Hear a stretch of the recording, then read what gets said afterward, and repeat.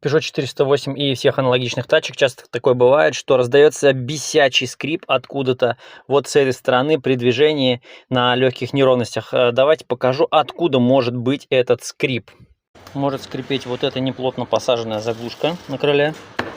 Может очень бесяче скрипеть само крыло, если вот этот вот соединительный элемент не затянут. Иногда издает противный скрип подушка двигателя. А иногда, как в сегодняшнем случае, скрип издает чашка опорного подшипника. Хорошенько туда силиконовые смазки, и все норм. В принципе, все элементы кузова могут издавать противные скрипы. Это фары, которые недостаточно хорошо закреплены. Зачастую вот здесь не бывает болта на креплении от урона. Вот это крепление иногда бывает. Здесь скрипит, иногда вот здесь верхняя часть бампера. И супер редко, но тоже бывает, такое видел, держалка упора капота.